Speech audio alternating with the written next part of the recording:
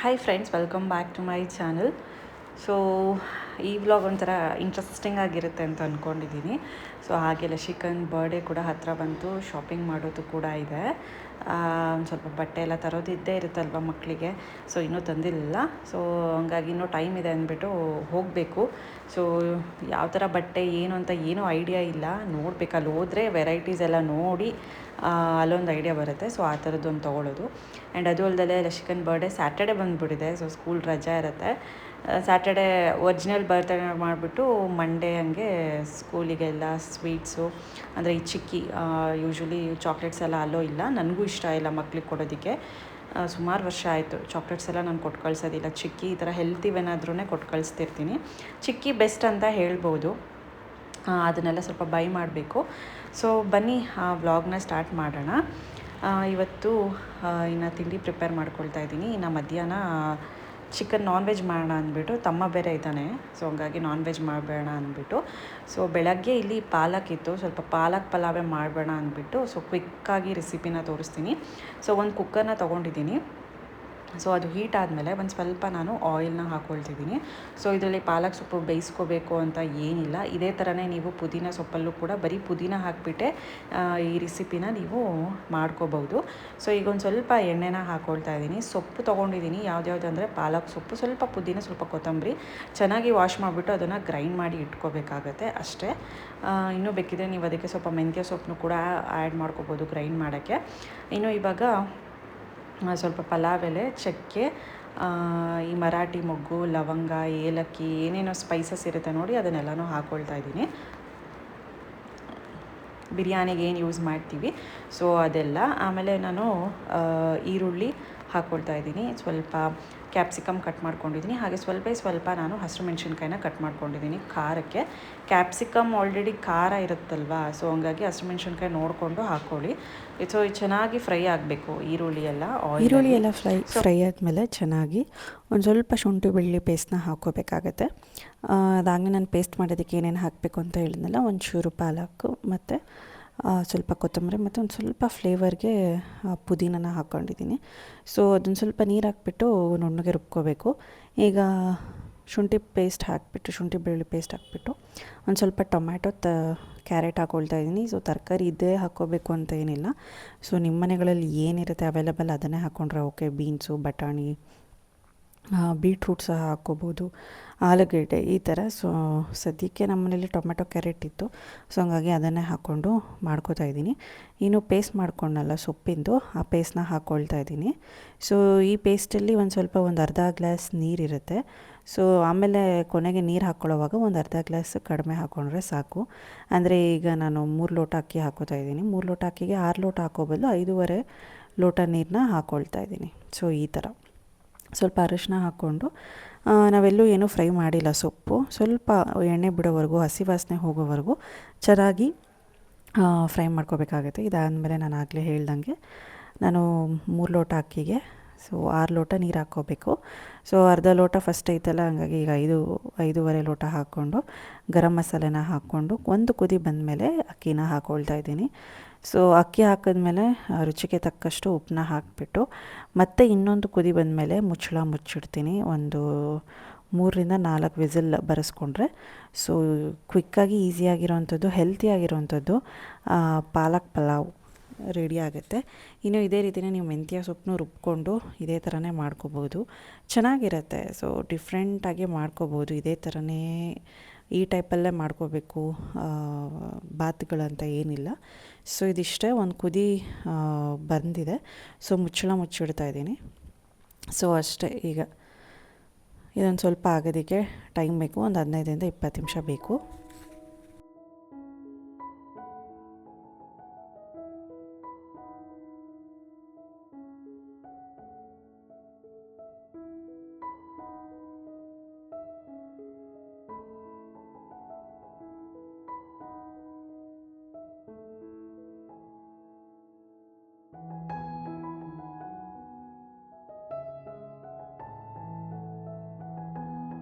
ಇನ್ನು ಪಾಪುಗೆ ಸಾಲಿಡ್ಸ್ ಕೂಡ ಸ್ಟಾರ್ಟ್ ಆಗಿದೆ. ಸೊ ಪ್ರತಿದಿನ ಅಂದರೆ 3 ಡೇಸಿಗೆ 1 ಫುಡ್ಡು ಆ ಥರ ಕೊಡಿ ಅಂತ ಹೇಳಿದ್ದಾರೆ ಡಾಕ್ಟ್ರು. ಸೊ ಒಂದಿನ ತರಕಾರಿ ಎಲ್ಲ ಹಾಕಿಬಿಟ್ಟು ಅನ್ನಕ್ಕೆ ಈ ರೀತಿ, ಒಂದು ಸಲ ಬರೀ ಅನ್ನ ಸ್ಮ್ಯಾಶ್ ಮಾಡಿ ಈ ಥರ.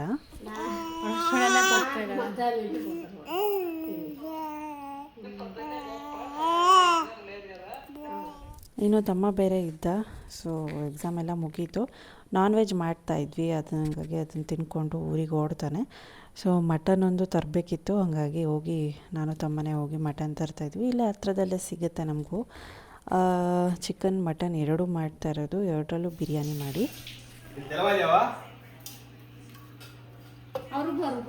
ಮಟನ್ಗೆ ಚೆಫ್ ಅರುಣ್ ಮತ್ತು ಅವ್ರ ಅಜ್ಜಿ.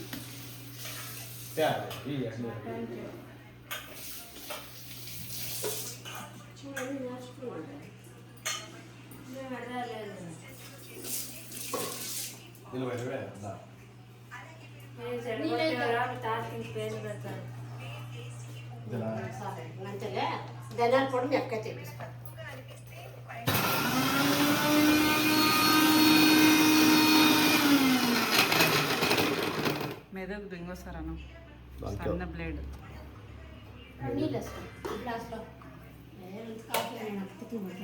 ఎన్నిసార్లు టీ కాఫీ టీ అనుకోని నీకు కావాలప్ప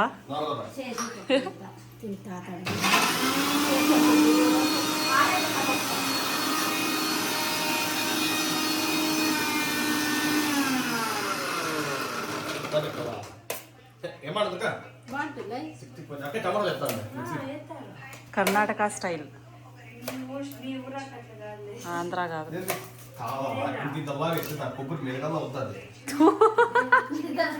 ఏమది ఏ తురుమిండే అది మెదుగుదో.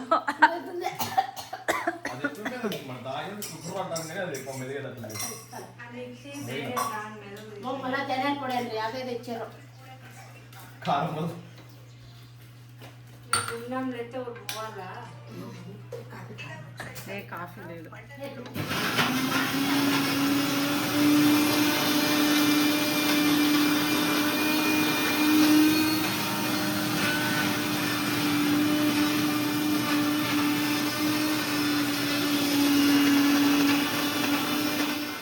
ನನ್ನ ತಮ್ಮ ಒಂದು ಸ್ವಲ್ಪ ಹೆಲ್ಪ್ ಮಾಡ್ತಿದ್ದ ರುಬ್ಬೋದ್ರಲ್ಲೆಲ್ಲ. ಅವನು ಎಲ್ಲ ಅಡುಗೆ ಎಲ್ಲ ಮಾಡ್ತಾನೆ, ವೆಜ್ಜು ನಾನ್ ವೆಜ್ಜು ಎಲ್ಲ. ಇನ್ನು ರಾತ್ರಿಗೆ ನಾನು ಇದು ಚೋಳೆನ ನೆನೆಸಿಟ್ಟಿದ್ದೆ. ಸೊ ಬೆಳಗ್ಗೆಗೆ ತಿಂಡಿಗೆ ಆಗುತ್ತೆ ಅಂತ ಹೇಳಿಬಿಟ್ಟು. ಸೊ ಚೋಲೆ ಚೆನ್ನಾಗಿರುತ್ತೆ, ಏನಾದರೂ ಕರಿ ಥರ ಮಾಡಿದ್ರೆ ಸೈಡಿಗೆ ಚೆನ್ನಾಗಿರುತ್ತೆ ಅಂತ. ಸೊ ಒಂದು ಕುಕ್ಕರ್ಗೆ ಹಾಕಿಬಿಟ್ಟು ಮೊದಲೊಂದು ಸ್ವಲ್ಪ ನೀರೆಲ್ಲ ಹಾಕಿ, ಇದು ಓವರ್ ನೈಟ್ ನೆನೆಸಿರೋದ್ರಿಂದ ಗ್ಯಾಸ್ಟ್ರಿಕ್ ಏನೂ ಆಗೋದಿಲ್ಲ. ಸೊ ಪಟ್ಟಂತ ಸ್ಪಾಟಲ್ಲೇ ಇದನ್ನೆಲ್ಲ ಮಾಡಿದ್ರೆ ಬೇಯೋದು ಲೇಟು ಮತ್ತು ಗ್ಯಾಸ್ಟ್ರಿಕ್ ಬರೋ ಸಮಸ್ಯೆ ಇರುತ್ತೆ. ಒಂಚೂರು ಕಲ್ಲುಪ್ಪನ್ನ ಹಾಕ್ಕೊಂಡು ಒಂದು ಕೂಗಿಸ್ಕೊತೀನಿ, ಒಂದು 3-4 ಸಲ ವಿಸಿಲ್ ಬಂದರೆ ಸಾಕು. ಇದರಲ್ಲಿ ನಾನು ಅನ್ನ ಸಾಂಬಾರು ಜೊತೆಗೆ ಸೈಡಿಗೆ ಈ ಚೋಳೆ ಥರ ಕರಿ ಮಾಡಿಬಿಡ್ತೀನಿ. ಸೊ ಅಷ್ಟೇ, ಚೆನ್ನಾಗಿರುತ್ತೆ ತಿನ್ನೋದಕ್ಕೆ ಎಲ್ಲನೂ. ಇನ್ನು ಪೂರಿ ಚಪಾತಿಗೆಲ್ಲ ತುಂಬ ಚೆನ್ನಾಗಿರುತ್ತೆ. ಅಂದರೆ ಈ ಸಾಂಬಾರಿಗೆ ಅನ್ನ ಸಾಂಬಾರು ಮಾಡ್ತೀನಲ್ಲ, ಸೈಡಿಗೆ ಮಾಡ್ಕೋತೀನಿ. ರಾತ್ರಿಗೆ ಏನಾದರೂ ಇರುತ್ತಲ್ಲ ಸ್ವಲ್ಪ ಪಲ್ಯ, ಸೊ ಚಪಾತಿ ಮಾಡ್ಕೋತೀನಿ, ಆವಾಗ ಸರಿ ಹೋಗುತ್ತೆ. ಸೊ ಆ ಥರ.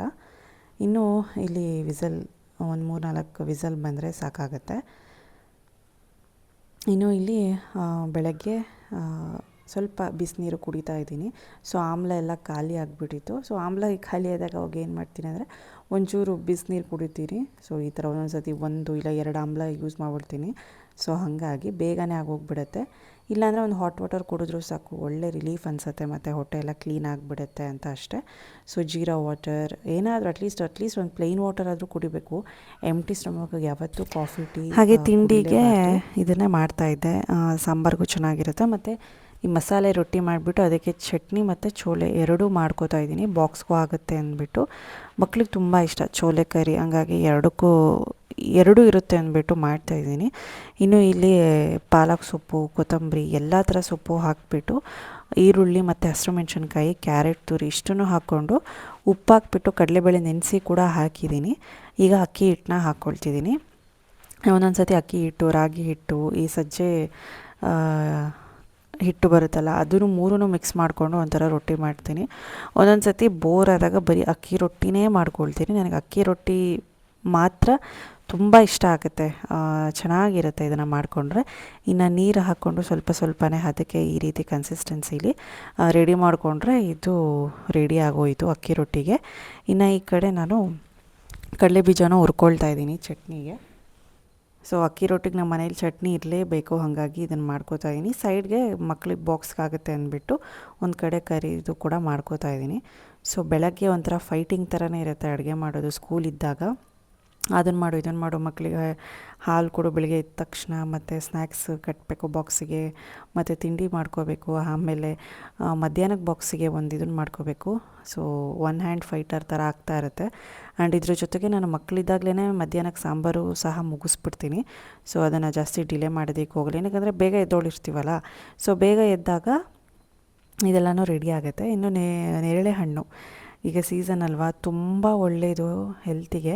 ಸೊ ನಮ್ಮ ಹೊಟ್ಟೇಲಿ ಏನು ವಾಮ್ಸ್ ಇದ್ರೂ ಇಲ್ಲ ಏನಾದರೂ ಈ ಕೂದಲು ಅಪ್ಪಿತಪ್ಪಿ ಹೋಗಿರುತ್ತೆ, ಸೊ ಅದಕ್ಕೆಲ್ಲ ತುಂಬ ಒಳ್ಳೆಯದು. ಮತ್ತು ಶುಗರ್ ಪೇಷಂಟ್ಸ್ಗೆ ತುಂಬ ಒಳ್ಳೆಯದು, ತುಂಬ ಒಳ್ಳೆಯದು ಇದು ಓವರಾಲ್ ಹೆಲ್ತಿಗೆಲ್ಲ.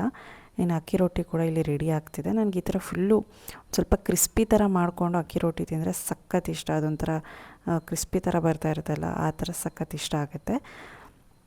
ಸೊ ಎರಡೂ ಕೂಡ ಕರಿ ತುಂಬಾ ಚೆನ್ನಾಗಿರುತ್ತೆ ಇದಕ್ಕೆ. ಇನ್ನೂ ಮೇಡಮ್ ನೋಡಿ ಹೆಂಗೆ ಮಲ್ಕೊಂಡಿದ್ದಾರೆ, ಚಿಕ್ಕ ಮೇಡಮ್ ಆರಾಮಾಗಿ ಮಲ್ಕೋತಾರೆ. ಈಗ ರೋಲ್ ಹಾಕ್ತಾರೆ, ಎಷ್ಟು ಬೇಗ ಹಿಂಗೆ ಹಿಡ್ಕೊಂಡಿದ ತಕ್ಷಣ ಅವರೇ ನಿಂತ್ಕೊತಾರೆ, ಕೂತ್ಕೋತಾರೆ, ಎಲ್ಲ ಮಾಡ್ತಾರೆ. ಅಂದರೆ ಎಷ್ಟೆಷ್ಟು ಬೇಗ ಬೆಳವಣಿಗೆ ಆಗುತ್ತೆ ಮಕ್ಕಳದು ಅಂದರೆ ಸೊ ಗೊತ್ತೇ ಆಗಲ್ಲ, ಅಷ್ಟು ಬೇಗ ಬೆಳೀತಾರೆ. ಆ್ಯಂಡ್ ತುಂಬ ಚೆನ್ನಾಗಿ ನಿದ್ದೆ ಮಾಡ್ತಾಳೆ. ಮಕ್ಕಳು ನಿದ್ದೆ ಮಾಡಿದಷ್ಟು ಗ್ರೋತಿಗೆ ತುಂಬ ಒಳ್ಳೆಯದಲ್ವ. ಹಾಗಾಗಿ ಇನ್ನು ಲಶಿಕಾ ಕೂಡ ಸ್ಕೂಲ್ಗೆ ರೆಡಿ ಆಗಬೇಕು. ಅವಳದು ಇನ್ನೇನು ಬರ್ಡೇ ಹತ್ತಿರ ಬರ್ತಿದೆ, ಶಾಪಿಂಗು ಅದು ಇದು ಅಂತ ಎಲ್ಲ ಮಾಡೋದಿರುತ್ತೆ ಒಂಚೂರು. ಇನ್ನು ನಮ್ಮ ಅಕ್ಕ ನೆನ್ನೆ ಶಾಪಿಂಗಲ್ಲಿ ಇದೊಂದು ಪಿಯಾನೋ ಕೊಡಿಸ್ಬಿಟ್ಟು ಹೋಗಿದ್ಲು. ಅದನ್ನು ಒತ್ಕೊಂಡು ಕೂತ್ಕೊಂಡಿರ್ತಾಳೆ. ಸೆಲ್ ಹಾಕೋದು, ಇದು ಮಾಮೂಲಿ ವಾಚಿನ ಸೆಲ್ ಬರುತ್ತಲ್ಲ, ಸೊ ಅದು ಹಾಕಿದ್ರೆ ಒಂದೊಂದು ಇದಕ್ಕೂ ಒಂದೊಂದು ಡಿಫ್ರೆಂಟ್ ಮ್ಯೂಸಿಕ್ ಬರುತ್ತೆ. ಇನ್ನು ನಮ್ಮ ಮನೆ ಹತ್ರ ಒಂದು ಶಾಮಿಯಾನ ಹಾಕಿದ್ದಾರೆ, ದೇವರೇನೋ ಬರುತ್ತೆ ಅಂದ್ಬಿಟ್ಟು. ನಮ್ಮದು ಪಕ್ಕದ ನಮ್ಮ ಏರಿಯಾದಲ್ಲಿ ಜಾತ್ರೆ ನಡೆಸ್ತಿದ್ದಾರೆ. ಸೊ ಹಂಗಾಗಿ ಅದೊಂದು ಶಾಮಿಯಾನ ಹಾಕಿದ್ದಾರೆ, ಅವ್ರ ಮನೆಗೂ ಬರುತ್ತೆ ದೇವರು ಅಂದ್ಬಿಟ್ಟು. ಆ್ಯಂಡ್ ಮೋಡ ನೋಡಿ ಎಷ್ಟು ಬಿಸಿಲಿದೆ. ಸಂಜೆ ಆದರೆ ಅಷ್ಟು ಕ್ಲೌಡಿ ಕ್ಲೈಮೇಟ್ ಆಗಿರುತ್ತೆ, ಫುಲ್ ಉಲ್ಟಾ ಆಗೋಗ್ಬಿಟ್ಟಿರುತ್ತೆ ವೆದರೆಲ್ಲ. ಎಷ್ಟು ಬಿಸಿಲಿದೆ ನೋಡಿ. ಸಂಜೆ ಆಗಿದ ತಕ್ಷಣ ಸಾಕು, ಅದು ಎಲ್ಲಿಂದ ಮೋಡ ಅಂದರೆ ಮಳೆ ಮೋಡ ಅದು ಎಲ್ಲಿಂದ ಬರುತ್ತೋ ಗೊತ್ತಿಲ್ಲ, ಅಷ್ಟು ಮಳೆ ಮೋಡ ಫುಲ್ ಆಪೋಸಿಟಾಗಿ ತಣ್ಣಗೆ ಆಗೋಗ್ಬಿಟ್ಟಿರುತ್ತೆ.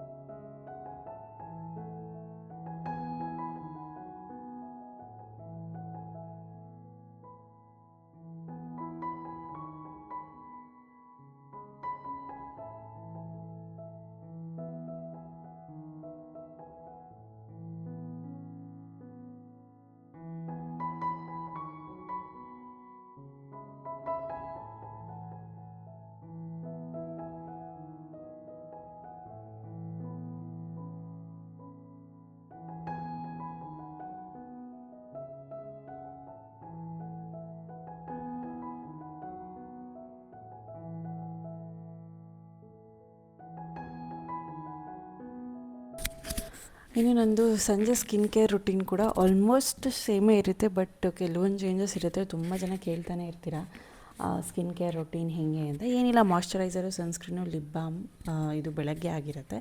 ಇನ್ನು ಸಂಜೆ ಟೈಮ್ ಒಂದೊಂದು ಸಲ ಸನ್ಸ್ಕ್ರೀನ್ ಅಪ್ಲೈ ಮಾಡ್ಕೋತೀನಿ ಹೊರಗಡೆ ಹೋಗ್ತಿದ್ದೀನಿ ಅಂದರೆ, ಇಲ್ಲಾಂದರೆ ಏನೂ ಅಪ್ಲೈ ಮಾಡ್ಕೊಳ್ಳೋದಿಲ್ಲ. ಜಸ್ಟ್ ಮಾಯ್ಶ್ಚರೈಸರು ಮತ್ತು ಲಿಪ್ ಬಾಮ್ನ ಹಚ್ಕೊಳ್ತೀನಿ ಅಷ್ಟೇ. ಸೊ ನಿಮಗೆ ಸೂಟಬಲ್ ಆಗಿರೋ ಅಂಥದ್ದು ಒಂದು ಮಾಯ್ಶ್ಚರೈಸರು, ಸನ್ಸ್ಕ್ರೀನು ಒಳ್ಳೆ ಕಂಪ್ನಿ ತೊಗೊಳ್ಳಿ, ಅಷ್ಟೇ ಚೆನ್ನಾಗಿರುತ್ತೆ. ಇನ್ನು ತುಂಬ ಜನ ಕೇಳ್ತಿದ್ರಿ, ತುಂಬ ಸ್ವಲ್ಪ ನೀವು ವೀಕ್ ಆಗಿದ್ದೀರಾ, ಅಷ್ಟು ಕೆಲಸ ಮಾಡ್ತೀರಾ ಅಂತ. ಸೊ ಏನಿಲ್ಲ, ಯೂಶ್ವಲಿ ಹಂಗೂ ಹಿಂಗೂ ಆಗ್ತಾನೆ ಇರುತ್ತೆ. ಸೊ ಒಂದೊಂದು ಸಲ ಕೆಲಸದ ಸ್ಟ್ರೆಸ್ ಹಾಗೆ ಇರುತ್ತೆ, ಪ್ರೆಷರ್ ಇರುತ್ತೆ, ಮನೆ ಕೆಲಸ ಮಾಡಿಕೊಂಡು ಓಡಾಡೋದೆಲ್ಲ ಇರುತ್ತೆ. ಸೊ ಆಲ್ಮೋಸ್ಟ್ ನಾನು ಒಂದೇ ವೆಯ್ಟಲ್ಲೇ ಇರ್ತೀನಿ. ಆಲ್ಮೋಸ್ಟ್ ಜಾಸ್ತಿ ನಾನು ದಪ್ಪನೂ ಆಗೋಲ್ಲ ಮತ್ತು ತೀರ ಸಣ್ಣನೂ ಆಗೋಲ್ಲ, ಮೀಡಿಯಮ್ ರೇಂಜಲ್ಲೇ ಇರ್ತೀನಿ. ಸೊ ನಿಮಗೆ ಸ್ವಲ್ಪ ವೀಡಿಯೋಸ್ ಎಲ್ಲ ಡಿಲೇ ಆಯ್ತಲ್ಲ, ಹಂಗಾಗಿ ನಿಮಗೆ ನೋಡ್ತಾ ಹಂಗೆ ಅನಿಸುತ್ತೆ ಅಷ್ಟೇ ಸಣ್ಣ ಆಗಿದ್ದೀನಿ ಆ ಥರ. ಬಟ್ ಆಲ್ಮೋಸ್ಟ್ ನಾನು ಒಂದೇ ವೆಯ್ಟ್ ಇದರಲ್ಲೇ ಇರ್ತೀನಿ. ಯಾಕಂದರೆ ನಾನು ಮಂತ್ಲಿ ಟ್ವೈಸ್ ನಾನು ವೆಯ್ಟ್ನ ಚೆಕ್ ಮಾಡ್ಕೊಳ್ತೀನಿ. ಸೊ ಹಾಗಾಗಿ ನನಗೆ ಗೊತ್ತಿರುತ್ತೆ ಹೆಂಗೆ ನನ್ನ ವೆಯ್ಟ್ ಹೆಂಗೆ ಆಗ್ತಿದೆ ಅಂತ. ಸೊ ಆವ್ರೇಜ್ ಯಾವಾಗಲೂ ಒಂದೇ ಇದರಲ್ಲೇ. అతి సన్సెట్ కనపడుతుంది కర్టన్ రో అంతా.